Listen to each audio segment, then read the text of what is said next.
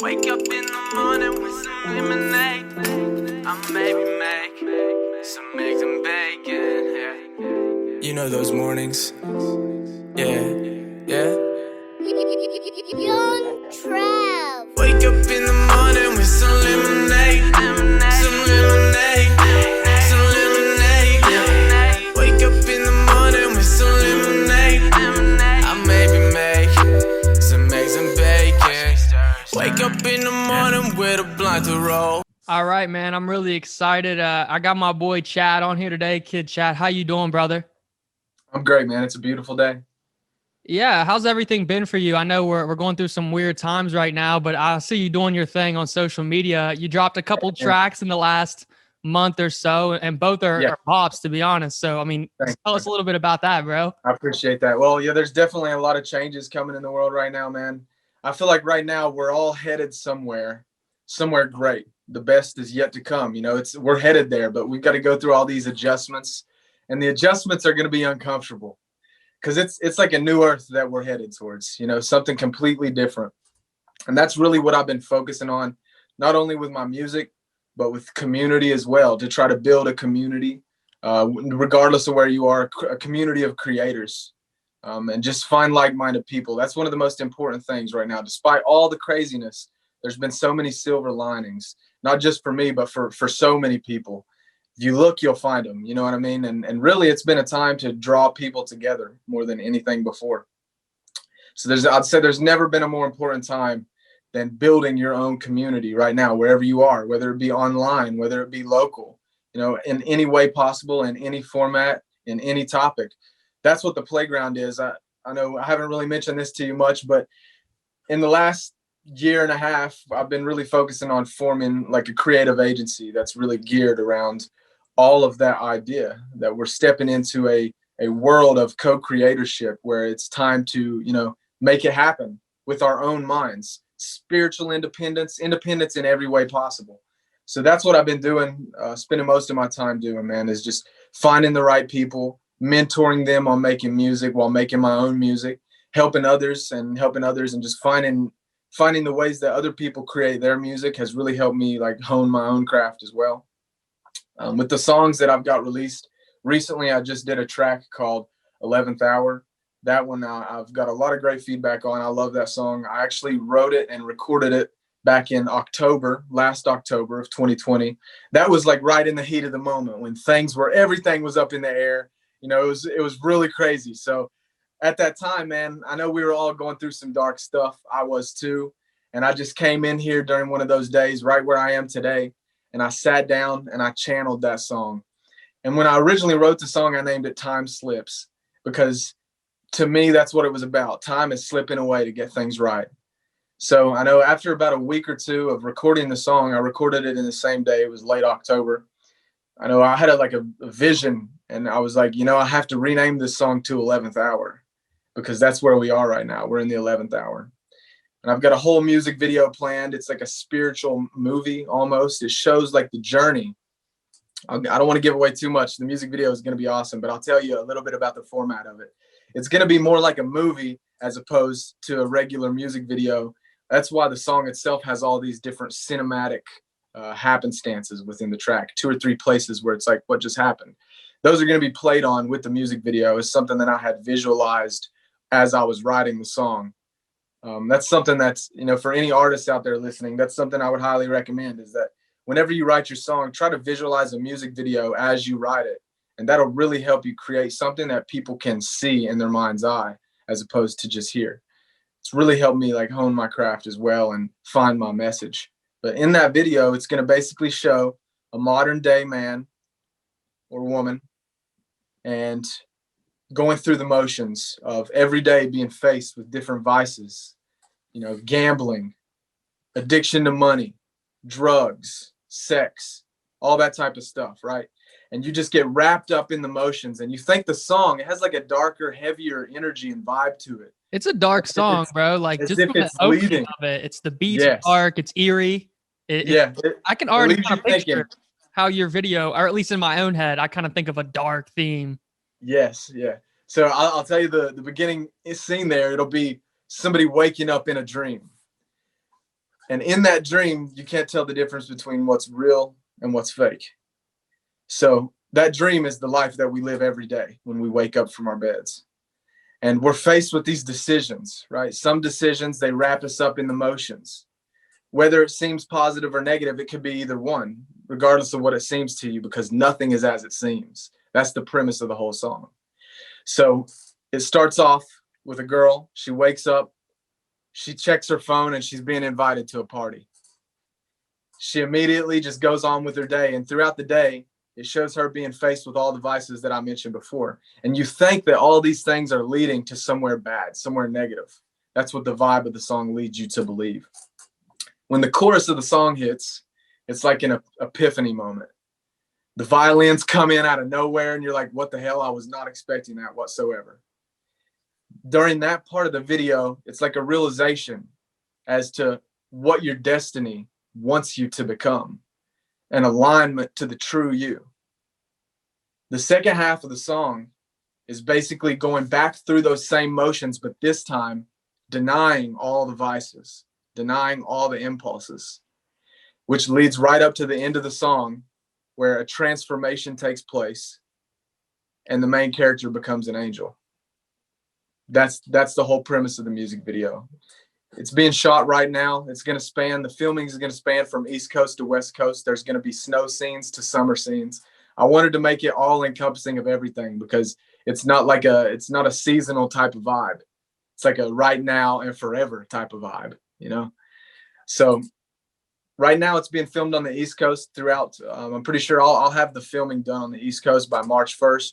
And I've already got everything in motion for me to do the filming out here in Los Angeles for the first 2 weeks of March. So I'm hoping that by the end of March and the last week of March or the first week of April, depending on how busy I am, I'll be able to get that song out. And I'm super excited too, because this will be I've recently sealed myself a lot of connections out here in LA. And this will be the first song that I'm actually able to publish and distribute through major vendors. So as long as I don't doubt that the music video quality is going to turn out amazing, but that same video and song is going to be submitted to places like MTV Jams, VH1, Fuse, all the different music cable networks. It's going to be submitted and released through Vivo on YouTube. So that's a huge milestone for me, man. I've always wanted an official Vivo channel, and I'll finally have one. Finally, I recently did a song called Matrix, also back in August. That song was also super contemporary of everything that's going on right now. Like, I don't know what to trust anymore because my life keeps glitching. The song was crazy. I look like I'm glowing, man. The video and everything, it's just wild. So what I wanted to do with that music video is I wanted to take it back to like 80s MTV, like retro kind of style, because, you know, with all the VHS type glitching effects and stuff like that, it's just really reminiscent of the 80s for me. So that's what we did with the creation of that video. And it's just like a compilation of all the crazy riots that we had in 2020. And it basically just shows me escaping all that chaos and turmoil by going inside. Because it's funny, it's like 2020 was the year that we learned that the only way out is in. So that's what the whole song is about. And eventually when you escape all the chaos and the turmoil, it doesn't exist anymore. You live in like a place of the imagination of your mind. And that's where I think we're moving in towards a world of co-creatorship where our mind has a lot more power than people give it credit for. So that's what I want to bring to the forefront. I want to help people to be able to get in touch with those deeper, more subtle aspects of themselves to bring about the awareness and activate that control. And really, for me, it all has to do with our inner child. So that's where playground entertainment comes from. And that's why in the beginning that I ever first went by Kid Chad, is because I knew that me as a person, I always live in a state of continual becoming. There's never a point where I'm like, this is it, this is me, because I'm always trying to reinvent myself. So I'm always trying to grow and expand just like a kid, always like a sponge. So that's why I even went by that. And I think another thing I want to add too, not only are we headed towards that type of space, going through all these minor adjustments, not only will you be able to live out your soul's purpose, but most important thing is that all these adjustments are going to help us to live out our soul's purpose with the heart of a child. That is the most important thing of all, like children of God, you know, the heart of a child. That's how we can, you know, be compassionate towards one another and have that level of purity that's kind of dissolved through all the egotistical things that take place through growing up into this world that was designed to make that happen. All those things, those boundaries are dissolving. Chad, man, it's crazy to me because I know you started out as basically a rapper of sorts, right? Like, especially like in high school, like the first time I ever heard about your music, you were basically a rapper, like, you know what I mean? And whenever I go to interview someone like you, it's crazy to me because it's like, oh yeah, I'm interviewing a rapper, but like you're so much more, man. It's kind of mind blowing, and I hope other people will feel the same way. But like you paint with such a broad paintbrush, bro. And then not only that, but you have like these other like really intricate paintbrushes that you're like painting the fine details. Like it's not just for me, bro. Like it's not just you making a beat and putting some lyrics and slapping it on and you're done, bro. Like you have this whole movie in your head, like when you make a song, and the whole thing is like, I don't even know how it comes together in your head, but to me, it's pretty wild to think about it. And you speak so intellectually that it's like almost like I'm talking to a poet or something, which is crazy. But to me, man, I just think you have such a wild image and you're such a visionary in so many different artistic ways. I really appreciate that, man, because that's really been the whole goal. And, you know, the reason that it started off so simple for me was because it's all about baby steps and building from something. We got to start somewhere. It's like we're all striving towards a state of perfection. We don't know where the hell to start, but we kind of have an image of where we're headed. So we just pluck a point on the map. A lot of people, they don't ever even pluck that point on the map. They don't ever even start. Yeah, start before you can get to the finish line, right? Exactly. Yeah. No, I love the quote by I know you'll know this one, by MJ. You know, you miss every shot you don't make, that you don't take. Yeah, you miss 100% of the shots you don't take. Yeah, 100%, man. Like most people, they think about the finish line and they're like, oh, well, that's way too hard to get there. I'm not even gonna start, bro. Like if you got a finish line, just start jogging, start walking. And maybe you'll start jogging and maybe you'll start running. For me, too, the reason that it started off as just a rapper and I completely just individualized myself into that role more than anything, for me, it was a barrier of shyness, of not wanting to open up to people, of, you know, keeping like everything to my chest and inside. So I always was able to sing. I always played instruments for as long as I can remember, but I never had like the guts to like release it and share that with people. And it's because I was just too shy when it came to singing, of course. So whenever I wrote my first rap, I was like, you know what? This is a hell of a lot easier. And I don't really care like what you think about it. Cause that's like that's one reason I love hip hop, because that's what it's all about. It's about the grit and the grind. It's about that attitude of just not giving a shit and just doing it. And so me going into that role really helped me to smooth out the rough edges and then bring my best gifts to the forefront. It helped me get over all those fears. And that's why for years, that's really what I focused on. But I always did have like a huge vision. And I know it's funny, you mentioned like a broad paintbrush and like an intricate paintbrush. And it makes me think of my, I was born on April 19th. So it's like right in between like an Aries and a Taurus. And I know like when you're born, like right in the middle, you get kind of traits from both, right? So an Aries is all about big vision, you know, visionary, revolutionary, but it lacks the ability to, you know, hone in on the details for the majority. But a Taurus is the exact opposite. It's all about all the tiny details that will get you from A to B. So over the years, there's been years where I kind of focus more on the big vision. And then there's been year spans where I focus more on the tiny, intricate details, and pairing those two together is exactly what's going to get me where I'm headed. That's all about where I'm going. So that's really, I think, what you're describing there. That's because that's really what I focus on mainly, is trying to bring both of those, all the best elements of myself to the forefront, to share those with other people. Because I think whenever you share those types of gifts with other people, it's sort of like everybody is a reflection, you know? So whenever I'm reflecting those gifts back to you, it helps you to understand that you have those same gifts inside of you too. And it kind of opens up the door for you to even experiment with the same things in your own way. That's the beauty of it. It's all recreation. I think at this point in time, We don't really create anything. It's all a recreation. And you're talking about how, like, whenever I'm making the song, I don't even know how I do it. It's like, I just kind of like, it's really, that's one of the big problems I've had with like mentoring people. But it's been really eye-opening for me to see how everybody learns differently, and how I can take what I learned and hash it in a way so that everybody understands in their own personal way. It's really helped me grow a lot. But for example, like when I write a song, I don't ever take it seriously. I just sit down, no matter how heavy the vibes are. I never ever pre-write a song. It's all written and recorded within the same 15 minutes.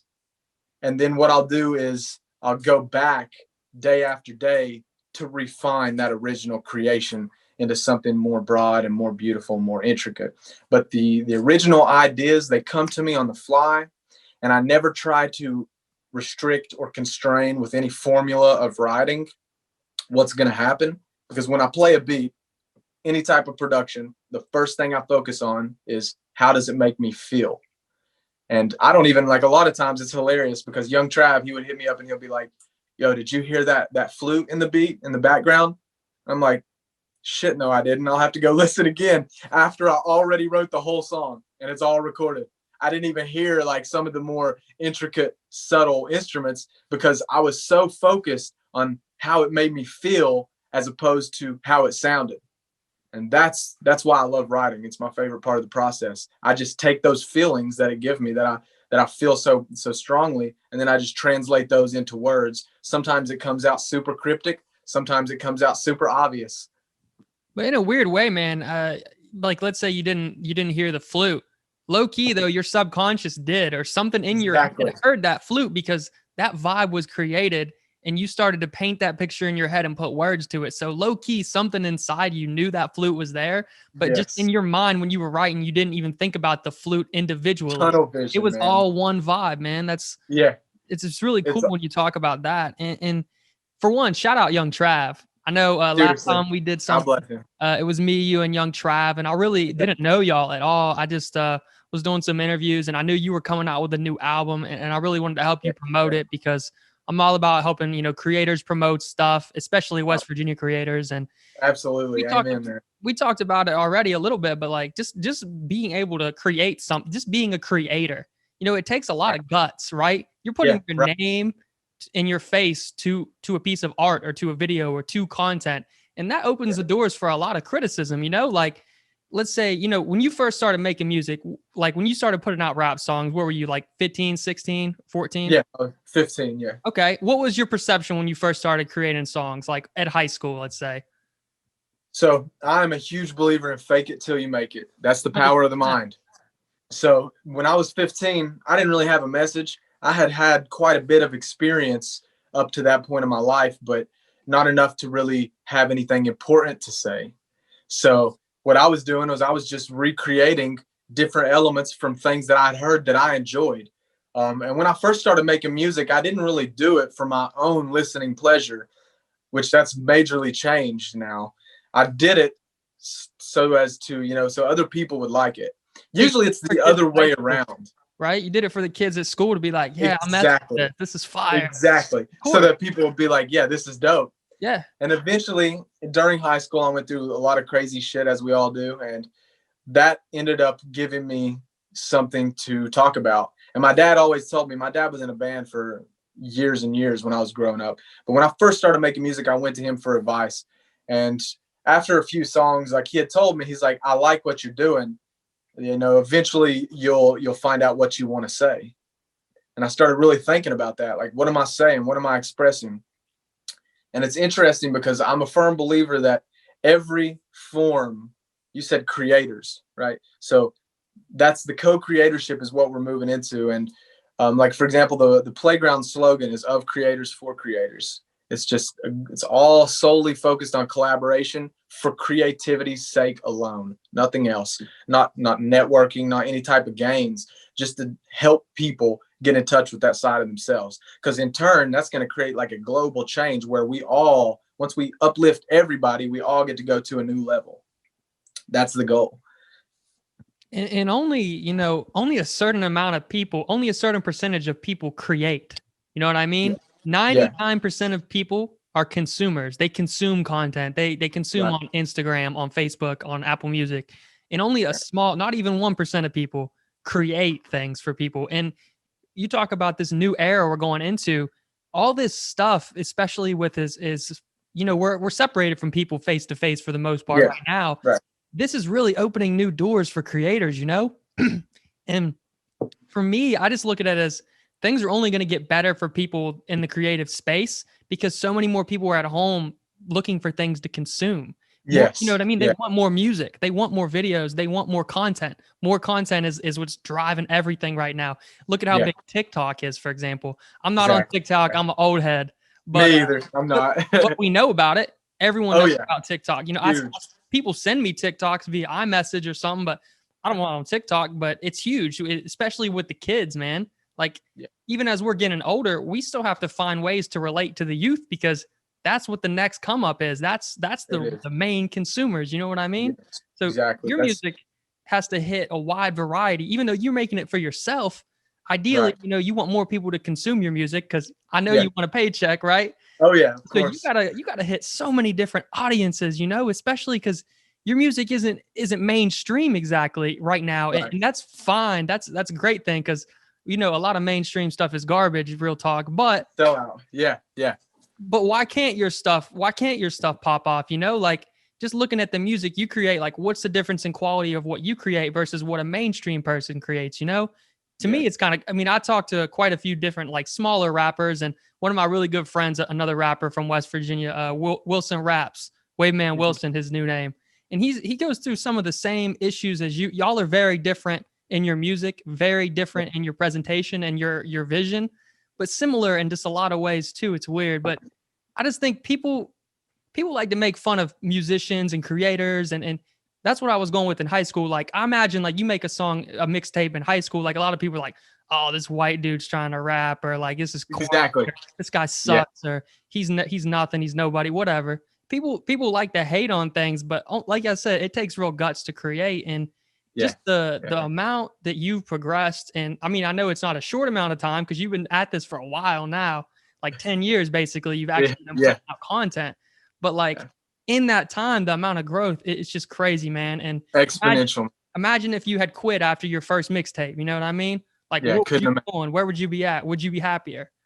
When I first got that first little taste of self-discovery, that's when I was like, this is for me and I'll never quit, because I feel like every act of expression is just a road sign pointing back towards God and unity of all people. And I feel like every act of expression is also, it leads you to the journey of self-discovery. That's one of the reasons that music has been so important for me, is just because it's like I told you, I don't even know how I write the songs, but the songs write me a lot of the times. I tell a lot of my artists, I say, don't focus so hard on creating your best song every time. Just let it come from you naturally, and just enjoy that progress that you find from letting it come naturally. And eventually your best song will come back to create you. It's pretty deep, man. It's definitely, it's something that, I don't know. There's not really a playbook to it, as is life, right? There's no playbook to success. Everyone does it their own way and does Everybody has it differently. Yeah, for sure. Everybody understands it and interprets it differently too. Right now I've got so much stuff planned, dude. I really don't even know where to start. I've got several artists that I'm working with right now, singers, rappers from, Utah. He's originally from Colorado. Dude goes by Oscar De Niro. He's really cool. I'm about to actually release a feature track with him. It'll be his first song that he's released with The Playground. Singers, engineers, producers, everybody. And in the last year, I've really focused on building a team of people who believe in the vision and who see the vision and understand it and want to be a part. And that's really, that's the most important thing to do, is to find your team, and that's not been the easiest thing for me, because I'm a one of a kind type of person. So it's hard to find like-minded individuals. So one of the things I've focused on really is just trying to harbor that magnetic personality, so that I don't have to focus so much on trying to find people. They just find me. And that's how it's really worked out for me really well, is that God, I feel, has led me to all the right places at all the right times. As long as I just continue to keep an open mind and listen to my heart in every situation, I'll always be led to say the right things, do the right things, meet the right people. That leads me towards my destiny is what I feel. And, a lot of the times we don't even know what that is. Sometimes the picture is so big and broad that you can't even imagine it. But that's the importance, like we said earlier, just starting somewhere. And if you just keep that intuition active, it'll lead you somewhere successful, I know, and somewhere very, very more rewarding than trying to commercialize yourself in every aspect. One of the things for me is like this, it's like you said before, in high school, when I released music, certain people, they would support me. And I knew that, my music wasn't that good, but I loved doing it. And people loved the fact that I was doing it, although there was a more majority of people who hated on me for it. Yep. But I just recently wrote in a song that Travis produced. It says, "That hate cannot stain me. I let that hate sustain me."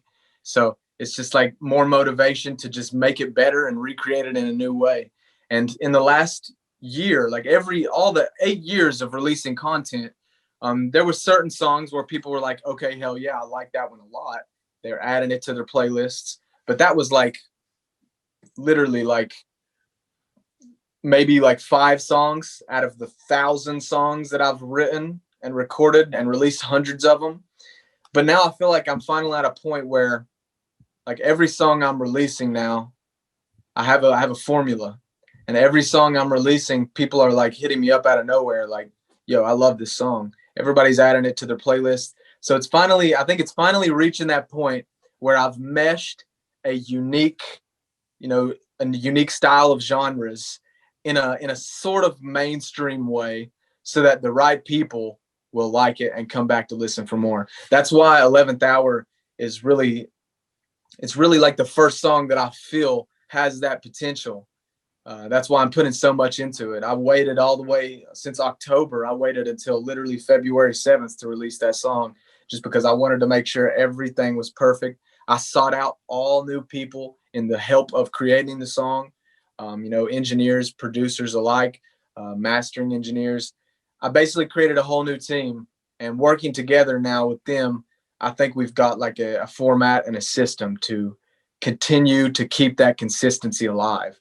So what I do full time is I literally I help other artists and I make music myself. And right now, for example, I have a song. I might play a snippet of it for you. It comes out in 2 days. I'll play 2 snippets for you. Let's go. The main reason I'm going to play one of them is because I wanted the song to release on Valentine's Day, but it's a heartbreak song. Yes, I got my black shungite heart here. Okay. Just for by the way, man, I want to say happy Valentine's Day, bro. I know, man. I'm ready to spread the love, man. I'm glad to be here. I'm in South Carolina right now, and my girl is back home in West Virginia right now. She's coming to visit me next weekend for my birthday, but I'm spending Valentine's Day alone right now. So better late than ever, man. Just be sure to treat her extra well, because she had to wait a whole week. So when she finally gets out there, be sure to treat her extra well. Hey, man, she got the flowers sent to her today. So I did my boyfriend duties from afar, but more to come. It's just going to be later. Still making it happen, bro. Yeah. One of the funny things is, man, this song is called Heart and Soul. And it's a heartbreak song. So I'm like, I don't want to release this. I was going to release it on Valentine's Day today, but I'm like, I don't want to release a heartbreak song on Valentine's Day. I think I'll give it a couple days. Bro, that'd be such a kid Chad thing to do though, bro, because you just always, I don't know if it's one step ahead of the game, but you're just always not on a different wavelength, but you're just always riding your own wave. So I think that would be almost like, that'd be a you thing to release a heartbreak song on the day of love.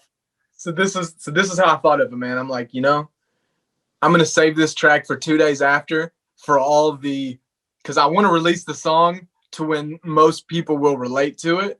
So if I released it on Valentine's Day, all the lonely people would relate to it, right? And I know I want to hit this note too real quick. One of the main reasons I try to focus on just making music just for me is because just me as a person, I try to go so deep to my core self and bring out those elements that everybody can relate to. And that's like the whole goal, is to make it as relatable as possible. So I thought to myself, if I release it on Valentine's Day, all the lonely people, they'll be like, hell yeah, I relate to this. I love it.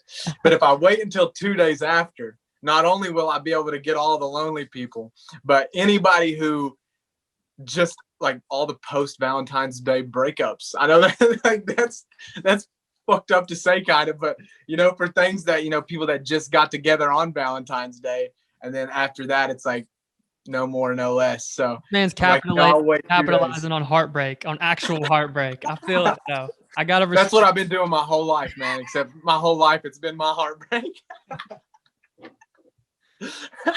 That's crazy, man. You want to play it for us right now, or you want to play it for us in a little? Okay. I'll play a little snippet right now. Okay. Let's see. I'll just do the first verse. Yeah, man.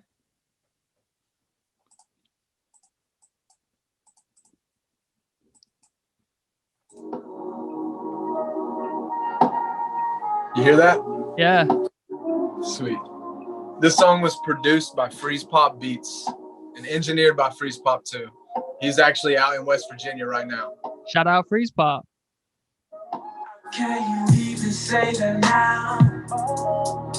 After all the time I've been around, you used to be my heart and soul. And now that you've let go, I've been let down. All of the time I spent in the back, wasted away so quick. Always in the hindsight when you realize where you went. Maybe I should stop trying to tell the future. Baby, just enjoy this moment with me, Kama Sutra. And it's been a minute. I don't know how you feeling. I know things didn't end up how we wanted. They still ended up. How can you even say that now? How can you do this to me? After all the time I've been around, you used to be my heart and soul. Now that you let go, I've been let down. I don't pick up the pieces. I'm gonna end it on that piece. I love that, man. That's first of all, the beat, man. That's really wavy. Like I love the jazziness of it. Yeah, it sounds That's really sax. good production, and you really change up the vibe in it like multiple times in the song, and you kind of come in with some different moods. I like that a lot, and I can hear. Glad you like it, man. It's got to feel good too. Like when you present a song and like you're looking at someone like it's like a, what do you call the videos where it's like an unboxing or like reaction video? It's a reaction video, and you're seeing me react to it. I'm like, okay, that's awesome, man. And that's really totally an organic response too. Like whenever I tell people I like their music or I really don't try to blow smoke, you know, like I really genuinely, if I didn't like something, I would tell you like I respect it and I like your vision, but maybe I don't like the song, but I truly like, I do like most of your music, and I gotta tell you that's a banger, bro. God bless. Should have released it today. It's 2 days. It's gonna be 2 days too late. All right, let's see, man. I got one more to play for you. All right. This one is produced by Young Trav.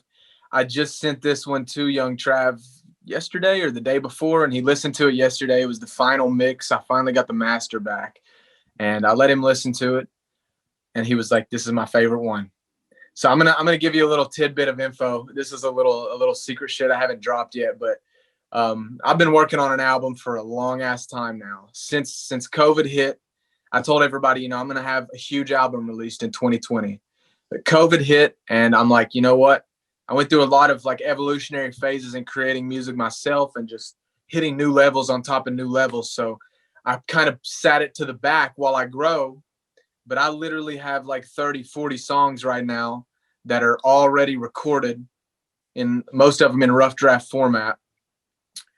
Of course, in a studio. I just like to refine it over and over in a studio. But even the rough draft formats sound great, man. Trav, me and Trav we've always had a vision, man. I always told him one day we're going to completely collaboratively create an entire album together, just me and him. And we kind of hinged on that a little bit back in high school with a mixtape called Trip 1080, where I think it was for like spring break back in senior year, I believe. I just got all the goods and I showed up at Trav's house and I was like, I'm going to be here for the next week and we're going to make an album together.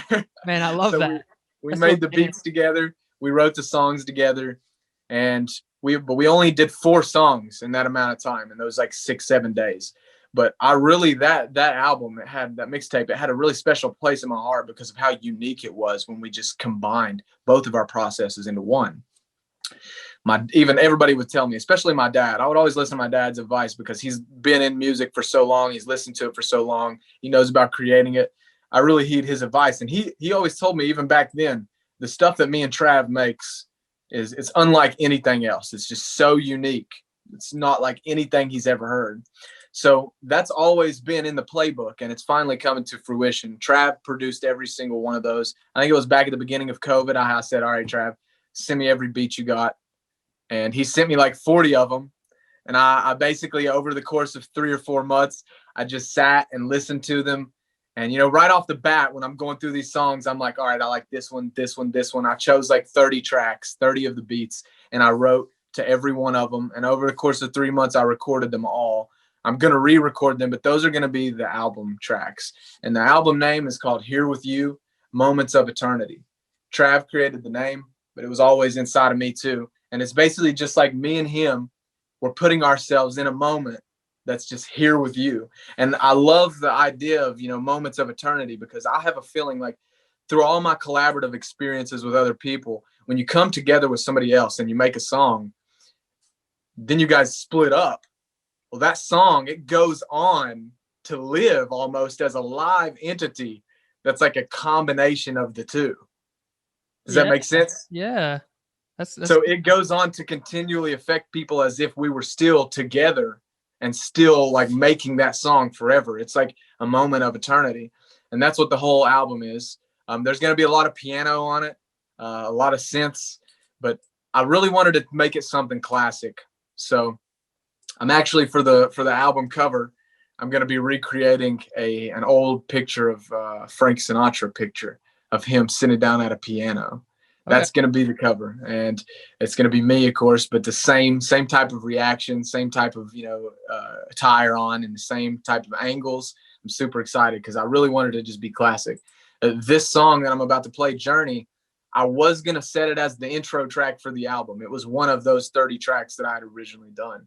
This is one of the few that's in final format right now, but I think that I've decided recently that I would rather release this as a single to prep people for the album as opposed to including it on the album, just because after I made this song, I kind of developed a more unique style, and I want to incorporate that more unique style in the album, kind of use Journey as like a lead up to that vision that we had together. But let me find this track real quick. Quick question for you. How many songs did Trav produce on your last album? He had produced 4 of the 8. Okay. Yeah, so he did half of them. Most of them, but okay, half of them. I got you. Yeah. Let's see here.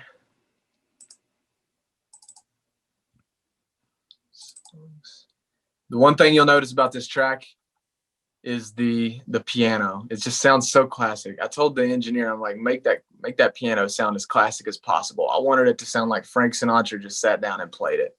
So that's what he did. Now, is this you playing the piano or no? No. Trav actually created this piano roll. Okay. Does he create that through his music software, or does he actually play the piano? Yeah.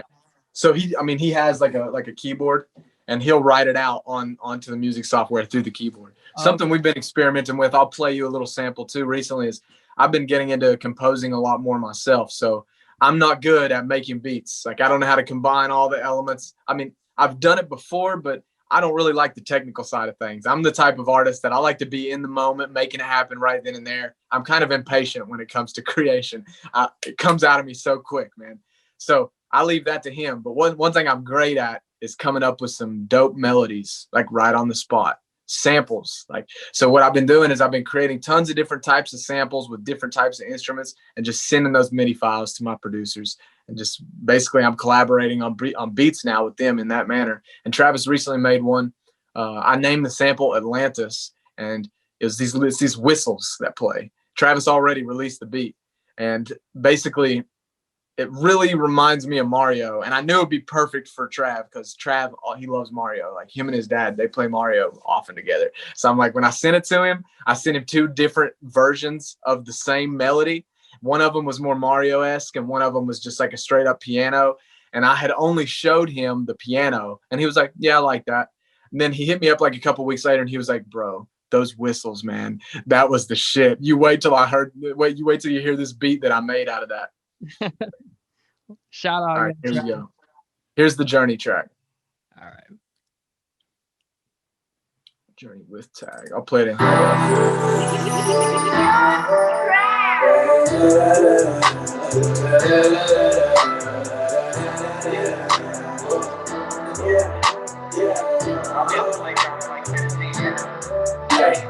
Where my journey take my journey made me the man who I am today. This kiss will come out to play. The man who I am today. The man who I am. Just some kids getting rich. I remember I was only 15, getting ripped, sipping fifths with the cranberry I made. Oh, I can't drink it how I used to. I can't smoke it like I used to. Make some music that'll move you all around you like some Bluetooth. Yes, I know I'm kinda odd. Yeah, the critics say I'm unusual. They just ain't used to the sound that I'm bringing, different language that I'm speaking. Generation X, Y, Z, and like a dream with no competing. It's the playground where we're meeting. My journey take me. My journey made me the man who I am today. This kid still come out to play. The man who I am today. The man who I am today. Where we all meet up. Hey, on the playground, just some kids having fun. Skies are fun.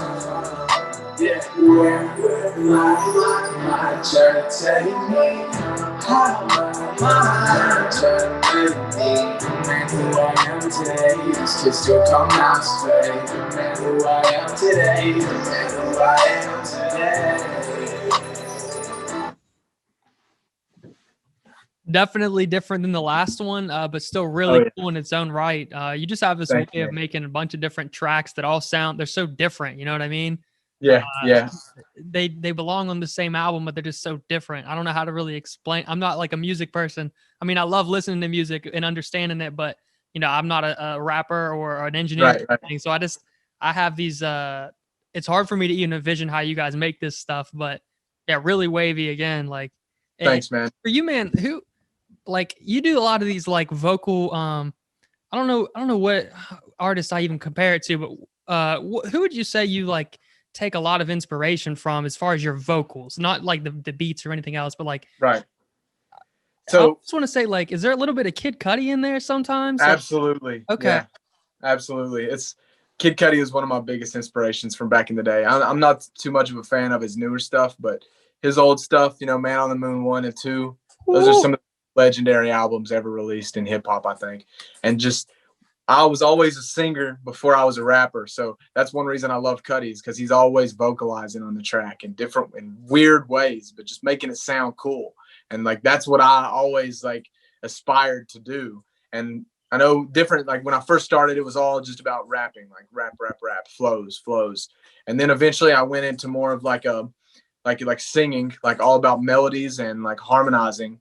And now with what I'm trying to do now, it's really it's like a mesh of the two. There's going to be some parts where I kind of just like go off, and there's going to be some parts where I'm just straight up singing like R&B. And throughout the whole song, there's going to be some vocalizations going on.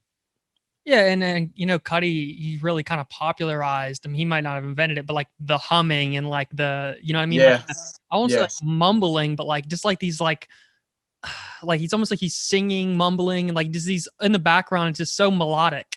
Exactly. You know what I mean? Yeah. It's just exactly. That's what I do. That's how, when I layer my songs, I'll let you in on a secret. I always do like 5 or 6 tracks on the song, on the whole song. There's like 5 or 6 different voices of my own voice going off, doing different types of melody, doing different types of, doubles to add emphasis in certain parts, to, elongate certain words. But I'm always trying to, make it sound cool. And that's like back when I was like 16, how I told you when I first started making music, it was really like, I didn't really like to listen to my own music.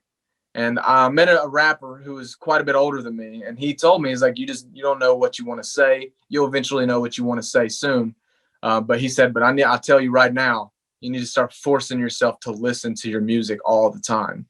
So all the way up until like 2015, I was always focusing, or I'll say all the way up until 2014, I was always focused on other people's music and like combining that. I was always like consuming music all the time, other people's music, none of my own. I would just make it and then put it out there, and that would be the end of it. But whenever I got into college, I basically got out of the music industry as a consumer, and I basically just stopped following like the trends, and really for years honed in on myself and just kept listening to my own music, only my own music, to figure out how I can make it better. And I think that's one of the main reasons that I've gotten as unique as I am today, is because of that. So there's always like a fine balance. I tell my artists this pretty often. There's going to be phases of your growth where it'll be beneficial to, suck in like a sponge everything around you and try to incorporate that in some way. But then after you've done that phase, then what you need to do is you need to just completely go inside, cut out everything else on the outside, take what it is that you've created, and then figure out how to refine that and mold it into something that's even more refined and just unique to you. So for years, I spent focusing on other people's music, and then years I spent focusing on only my music. And now for the last 2 years, I've done both. So I've found a balance, and I've found that sweet spot, Yeah, and it's all about balance, man. Gary Vaynerchuk, I'm sure you're familiar with him, maybe, or maybe you're not. I'm not. No. Okay. He's just a huge social media, I don't know if it's like an influencer, but anyways, he just always talks about creating content, and he basically gives people the blueprint how to basically make content and make that your living in any medium. And he talks a lot about, I'm going to tell you all this information. Like, you can listen to all my podcasts, you can suck in all this information, but if you don't ever put it into action, then it's really, you wasted your time in a way. You know what I mean? Because you're listening to me to learn how to do this, and I'm giving you ways to do it. And then you don't start, you don't do it. Yeah. So exactly. you have to have a great knowledge and base of what you're trying to do. You can't just start in rapping if you know nothing about rapping or flows or the people. There's a lot of people out there who have it, man. They just don't know they have it, or they're not approaching it the right way. So with the playground too, that's one of the main things I've been focusing on. Whenever I sat down at the beginning of COVID, and I didn't do anything, but I went to San Diego to record this whole album in a rough draft format back in, I think it was in April of 2020. And while I was there, I literally just put myself like in a room by myself for literally like a week, and just literally did nothing. But I would go on a walk to get some inspiration, enjoy the views, come back, sit down, just write out all of my thoughts to these beats, and then pull out the microphone I had and just record it right there. I mean, you had dogs barking in the background, lawnmowers going off and shit. But during that stage, I have to say this too, in LA, man, leaf blowers. That's the worst damn thing. Always going off in the background, man. Not too much green grass up here to cut, so lawnmowers aren't too much of a problem. Everything's so dry and dead. Yeah. But, man, leaf blowers all over the place. But during that time, I created like a formula and a structure. And after a year of using that formula and structure, I refined it. And I got to a point where people were like, hell yeah, like this is unique, and I like this structure. A lot of the people I collaborated with. So I'm like, you know what? I could easily share this formula with other people and help open their eyes to the possibilities of what their music, what their creation could become. And with a lot of artists, like there's some artists that I mentor more than others. And that's because, I'm trying to, it's like you said, instill that formula. And once I can share them that formula, and I can have all the sit downs and the phone calls with them as I want. But if they don't apply it, it won't go anywhere. Luckily, I'm blessed to be working with some awesome fucking people. So, they heed what I say, and they're always taking into account. They're always adding their own like flair in there, which teaches me something new every time. And it's really been like a beautiful hands-on experience for me to be able to be like, all right, here's how I make songs. These are all the things that I focus on when making a song and when recording. Now you take all those things and you try to make something with that. And the stuff that they're coming up with, it's like blowing my mind. I'm like, I never envisioned it to create it in that way. But when you take my formula and you use it, it creates something completely different that's still just as beautiful. That's been the main focus. It's crazy, man. Yeah, it's got to be cool for you just to, you've done it for a while now, and to be able to help other young people do it who have, you see the talent in them and what they're able to make. And then with a little bit of coaching or a little bit of guidance, it's like, dude, you could pop off. Like you really have it like that.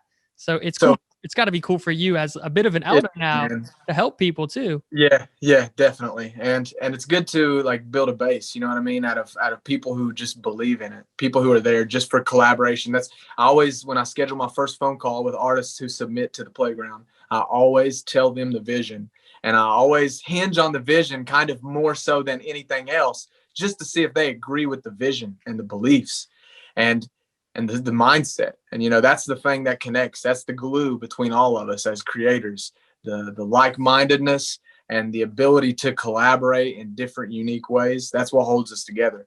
So I was faced with this artist. He's only 13. He goes by Big Juice, and he's from Fort Lauderdale, Florida. Big Juice he reminded me a lot of myself. When I first heard his music, I was like, do I want to be putting out this kind of image? Because the mindset, it really wasn't like too much aligned. But I told myself, I wish I could be mentoring my younger self, right? 100%. So it's like, whenever I heard his music, I thought, the mindset isn't too aligned, but he has it. I like his drive, and he has it, even though he's so young. He's got a long way to go, but he's way better than I was when I was his age. I wasn't even recording when I was his age. This kid is 13, and he's a DJ. He DJs live events. He's doing his first show. I've got his first online like live stream show set up for him on March 13th. So you guys want to check that out? I think it's on a Saturday. It's like the first or second week of March. The tickets are literally only like $3 or $4, but it's going to be a huge milestone for him, man. And I can't wait to watch him, bro. But when I first heard his music, I'm like, the mindset isn't there. It's not aligned with the image that I want to represent with the playground. But if that was me, because that's how I was when I was that age, would I deny myself the mentorship? And I'm like, hell no, because he's young. He doesn't have anything particular to say, so he's just like recreating what he's heard, but he does it with a really good, like a very good degree. So I've been mentoring him pretty closely, man. And I'm super excited with where he's headed. Honestly, I had a phone call with his father. I remember the first, like, after talking to him for a few times, and his dad told me, I'm like, I see so much of myself in your son. Like, that's the reason that I mainly want to like help him. And he told me, he's like, well, he's been offered a lot of stuff like this from all kinds of different people. I don't know why he chose to go with you, but I'll talk to him one last time and I'll put my name on that contract. That's when I gave him his first deal. And so I told him, I said, well, I think the reason that your son, he has been offered a lot of stuff, but I think the reason that he's going with me is because I see so much of myself in him. I've just kind of took him under my wing. And he recognizes that too. And he recognizes the potential that I see in him. And because of that, I think that's why he wants to go with me. And, they signed that. And so far he's got one song out. It's called Serena Venus. It's a hilarious track. It's like a trap sensation type track that he put out. The dude's only 13, but that's another thing. Since he's only 13, and the style that he does and the type of music, it's viral material, man. And people have been loving it so far. So I'm super excited. I'm actually going to send my engineer a track today, a second track to go ahead and get finished. So he has one song released with the playground right now. It's called Serena Venus. You guys check it out. It's under Big Juice. Oscar De Niro is about to have his first song released on the playground in about 7 or 8 days. It's called No Love, and I'm actually featured on that song.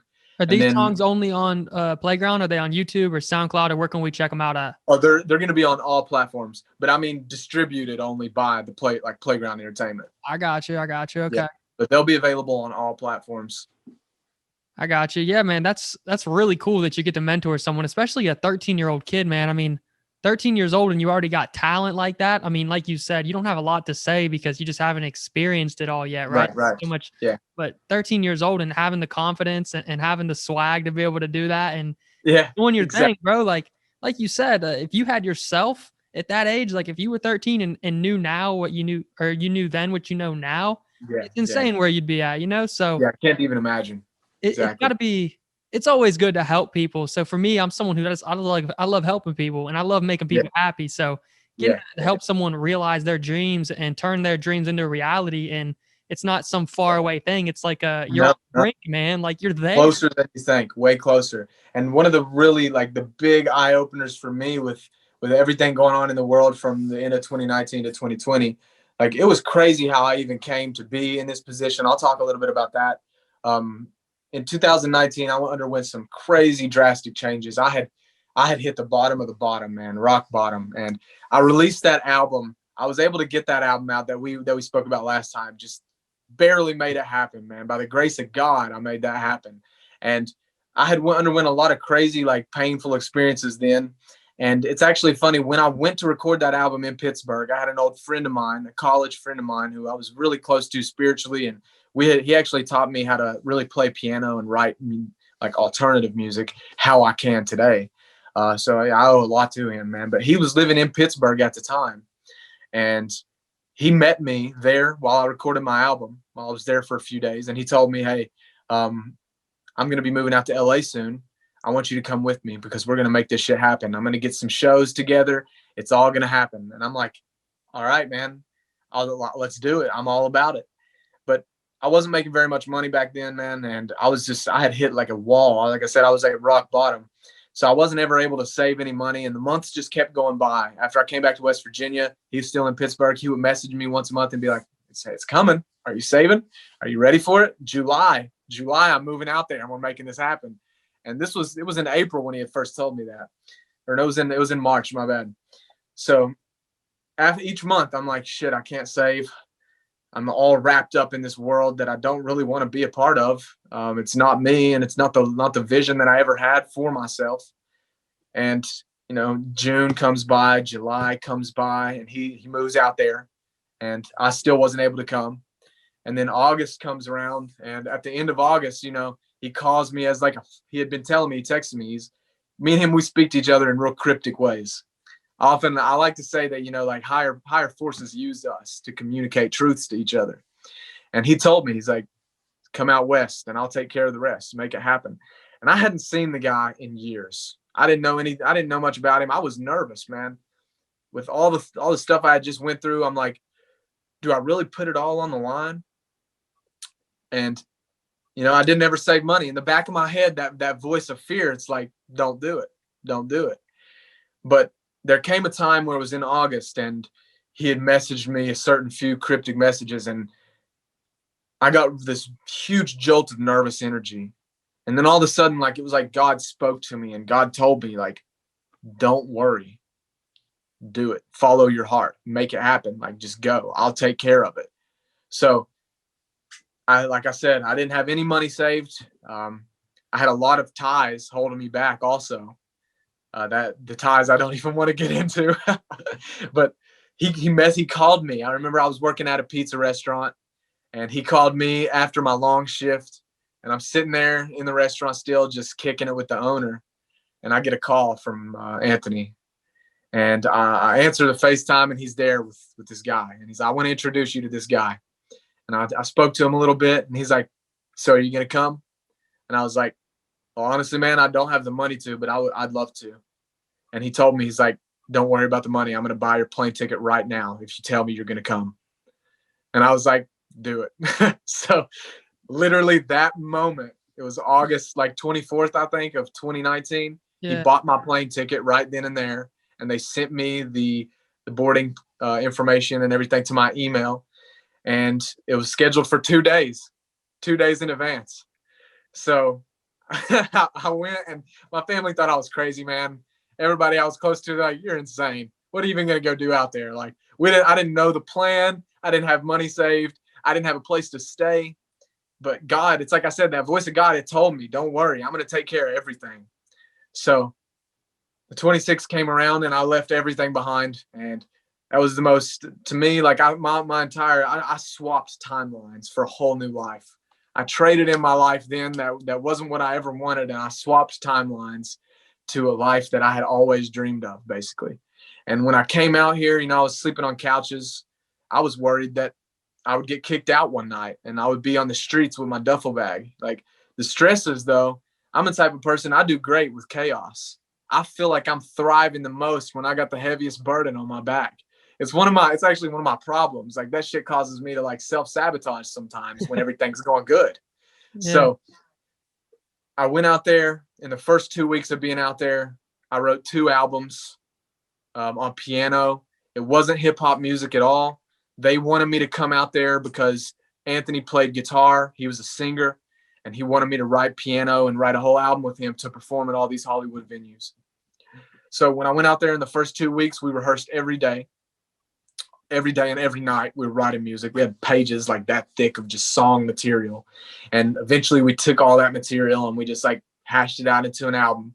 And then we hit several shows. First he did the Whiskey a Go-Go, and that was like right in Hollywood. And then right after that, we went to the Viper Room and we did the Viper Room. And things were sort of still up in the air for me, because it was like I'm getting to the point where I'm like, all right, now I have like zero money and I've done all these shows. I've had a blast, but it's like, where does it go from here? I'm going to have to go back home now. I'm like, but I cannot go back to that life, because one of the things that God showed me was that it's all about who you surround yourself with. And I didn't realize that, like, nothing on anybody in West Virginia, you know, but like just the situations that I was putting myself in, they dragged me down so far. And that's why I was at rock bottom. And whenever I came out here, I was liberated from that. And I realized the effect that others have, you know, the people that you spend your most time with. Your network is your net worth. So I really focused on that. And I said, you know, I'm going to stay out here. So my aunt, she gave me like $500-600. She said, get a place for a month out here, find a job, see if you can stay. So I did. Everything worked out perfectly. I found a job within a few days. I was waking up at 5 a.m. every morning in downtown LA and riding the metro for 4 or 5 hours a day to get out to the suburb area to do my job and work, you know, 8 to 10 hour shift. And then I would ride another 5 hours back, or another 2 hours. So it was like 2.5 hours there, 2.5 hours back.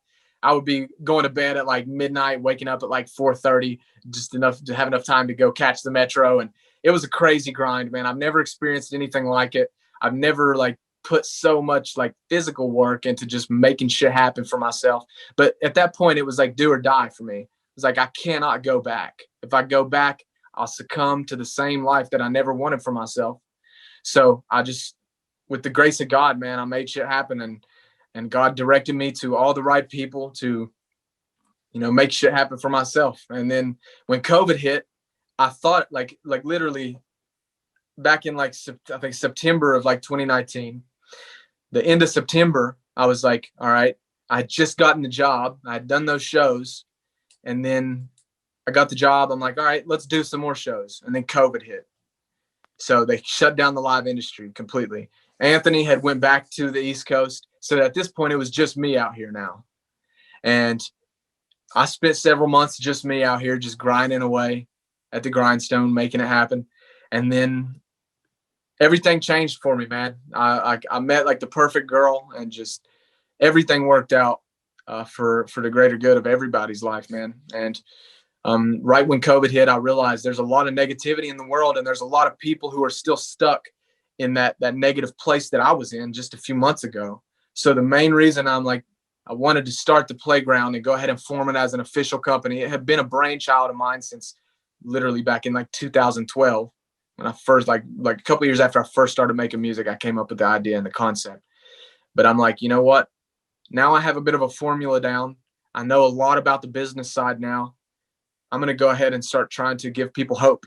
So that's the main focus of it all. Is in the beginning, I'm just like, you know, there are artists out there who are struggling like I was. I want to be able to give them that hope and help them with my methods to see the results that I've seen over the years, so that, you know, they can feel the same passion and they can see the same results and eventually end up in a similar, if not better, position. Wow, man, that's some pretty crazy stuff. You just there's a lot to unpack there. I mean, you basically put all your chips on the table and you just went all in, man. You let it ride. And there's I think it was Cortez, man, like way back in the day when he was invading a new territory, and they landed there, or they got there via ship, and his men asked what to do next, and he said, "Burn the boats." He burned his own boats, bro, because he said, "There's no going back. No going back. There's no plan B, bro. We're here, and it's either die or take it over." And that's Exactly. literally what you did, man. That's if you think about it, you literally just said it yourself. That's a pretty crazy trajectory that you went on. And you, I mean, It is, like you said, though, man, you got to bet on yourself, and you have to trust in God, right? I mean, Yes, God has a plan for you, but if you don't act on that plan, then he can't, you know what I mean? That plan can't come to fruition. Yeah. I want to get into a little bit of a spiritual note, something that I've been focusing on recently. Neville Goddard. Young Trav actually put me on to Neville Goddard. You should check out his books and check out stuff about him. But put us Young onto Trav, a book.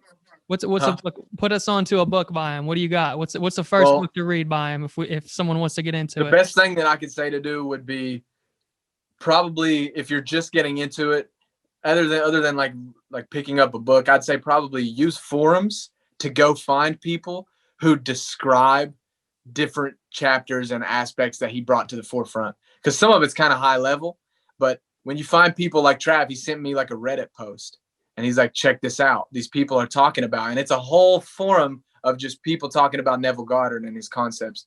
But not to get too much into like about him, but one of his big concepts is that, you know, everybody thinks about manifestation. Like we manifest our lives, and the goal is to remove all the blockages and all the chaos so that we can take our will into our own hands and make shit happen from within. But one of the things that Neville Goddard was big on is that manifestation, we just called it that because we didn't know what it was. In reality, it's all about alignment.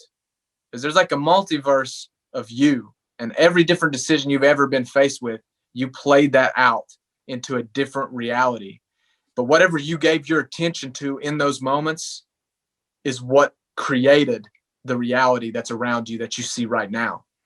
So as opposed to trying to manifest, it's already been manifested. It's already there. All we have to do is align to ourselves and to God. And when we align to that destiny, then the manifestation will create full circle all around us.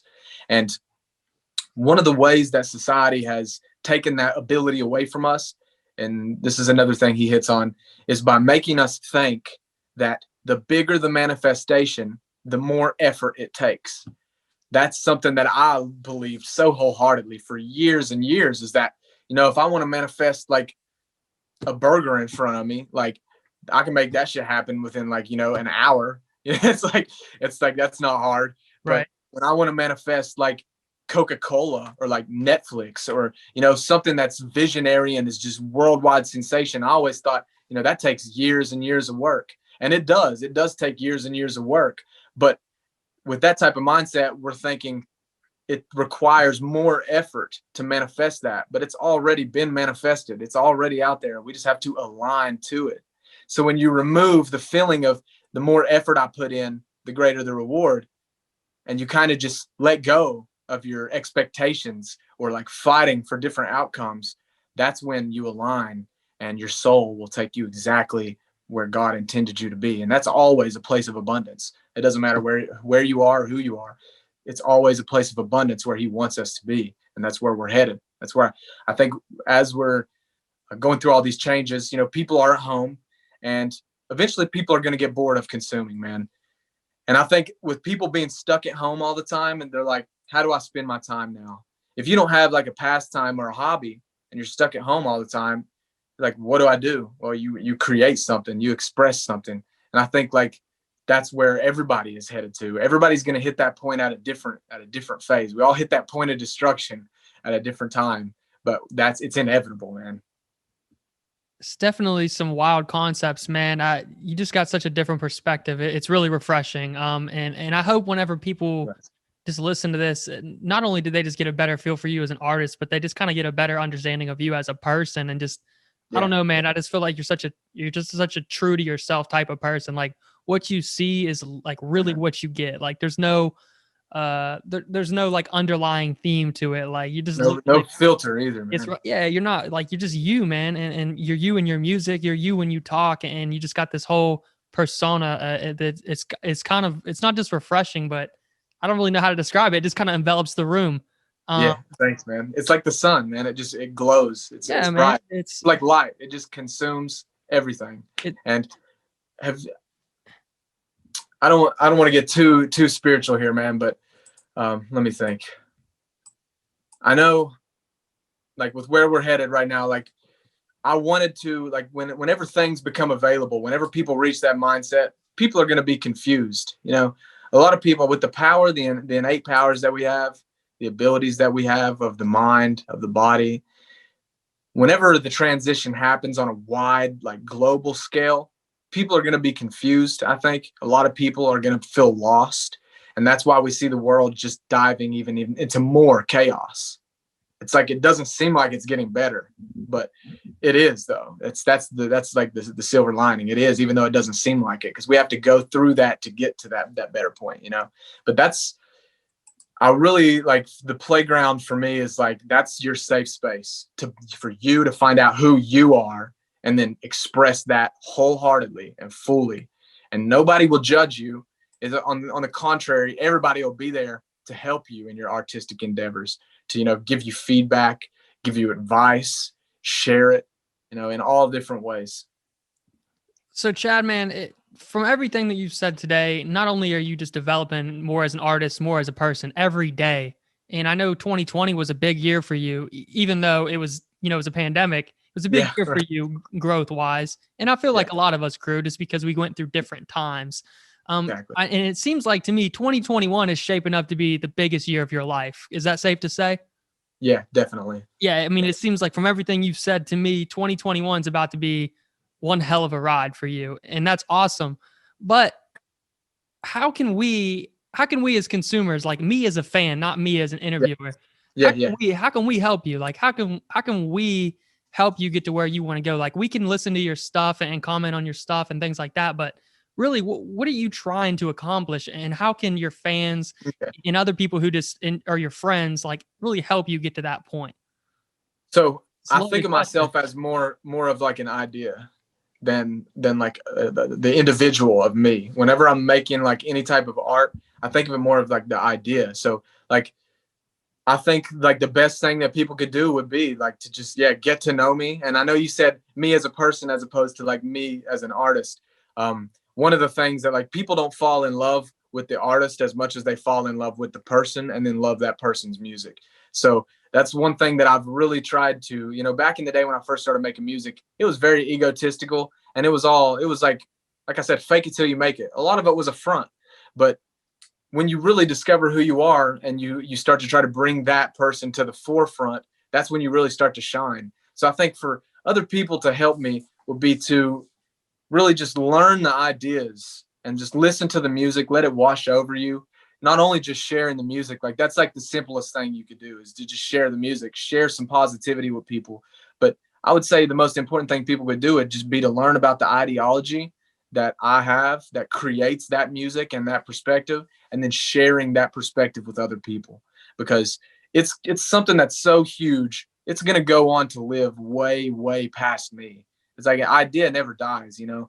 And so what I want to do is, I haven't really told many people this, but I'll go ahead and mention this. Like, my end game, music is just a vehicle through which I align to my destiny. It's a self-discovery. It's a method of self-discovery that I use to align to what God intended my purpose to be. And my purpose is intended to be as a teacher of these like type of things that we've discussed. And people are now waking up to these things and these subtle realms of reality, to the point where I've got people who are messaging me like, yo, tell me about this topic. And like, I've spent years and years, besides music, like I said, music is just the vehicle of expression. The vehicle of learning that I use is just all based on intuition. Back in 2017, something crazy happened in the world. It was like a revival of the spirit, you could say. And God showed me very many things during that time that were very mysterious. I had seen notions of throughout the beginnings of my life, and basically told me that it's going to be my path to understand these things before other people, so that I can use my gift of being able to communicate in a way that people resonate with and understand, to convey those same mysteries and truths.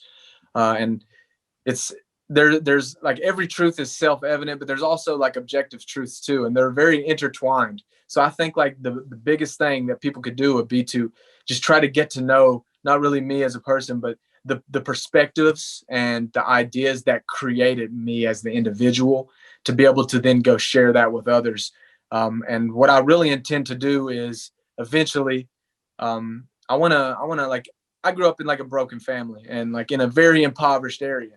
So I go by Kid Chad because I'm all about my inner child, and every one of us, we need some inner child healing. And so what I eventually want to do is, I would love to, I've already started this. I don't tell many people this, but when I first moved out to LA too, not only did I do the shows, but I was also working hand in hand with a company that we were working with a lot of children. We were putting together kids events, like fun stuff like arts and crafts, dancing.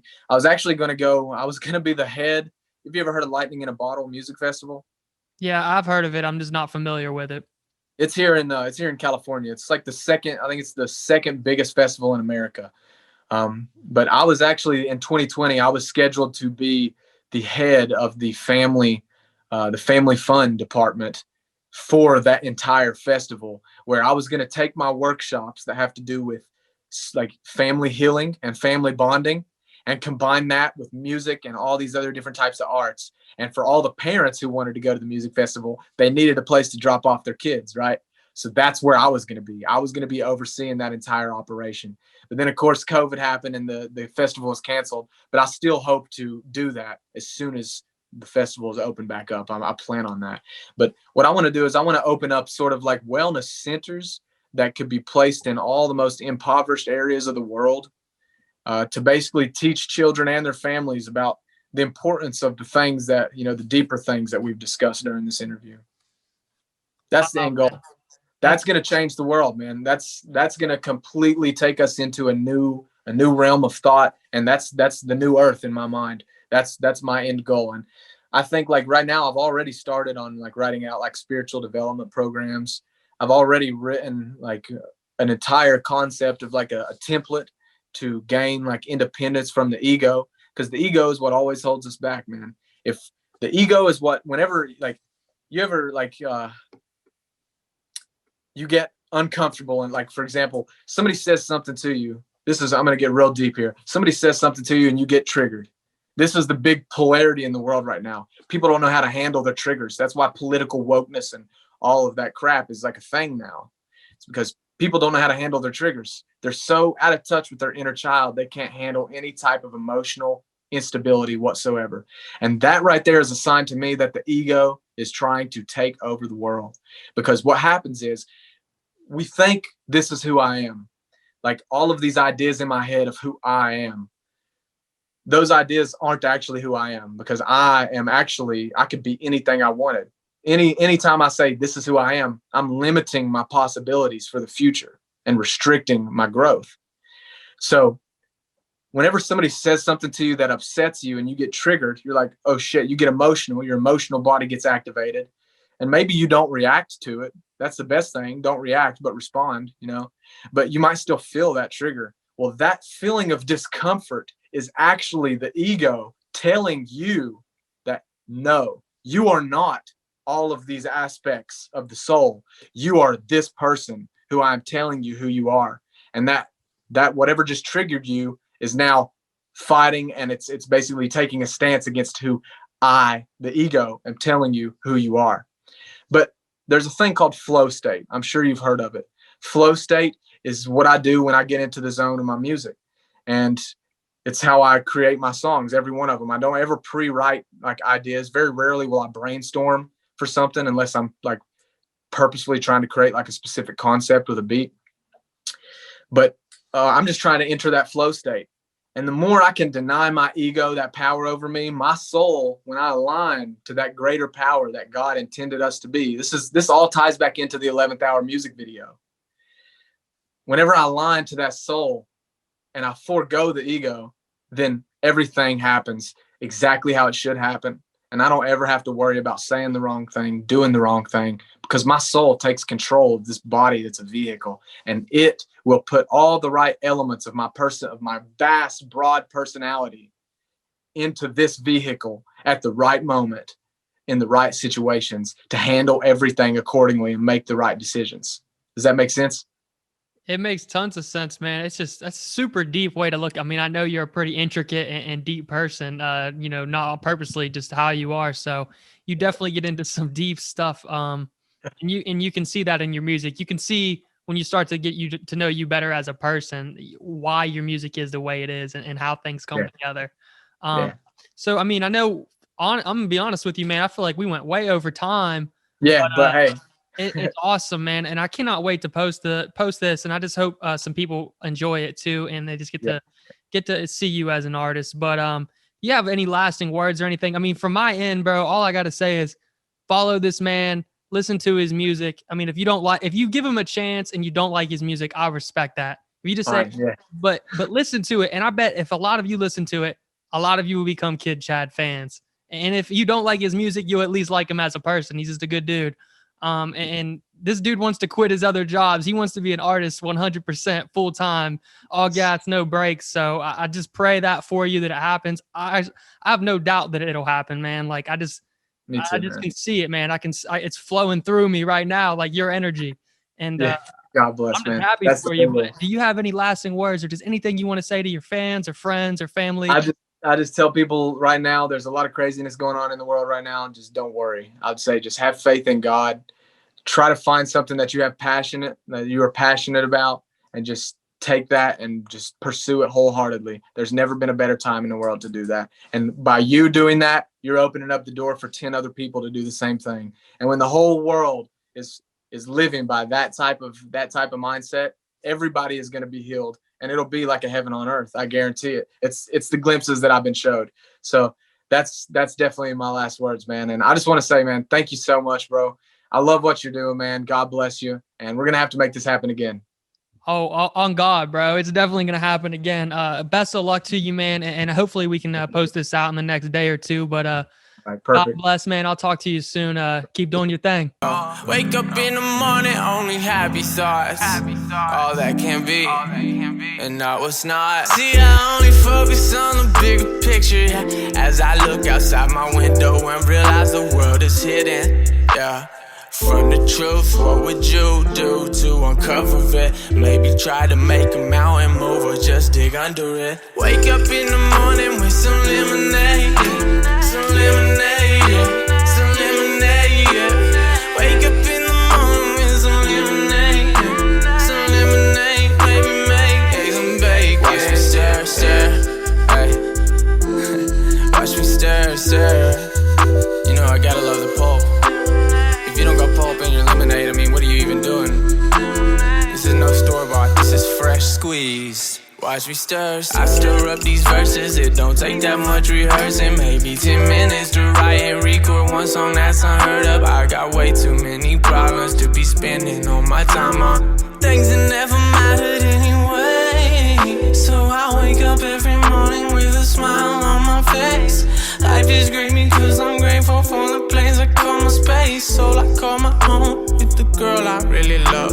This morning she's my squeeze with lemonade and all the above. Wake up in the morning with some lemonade, some lemonade.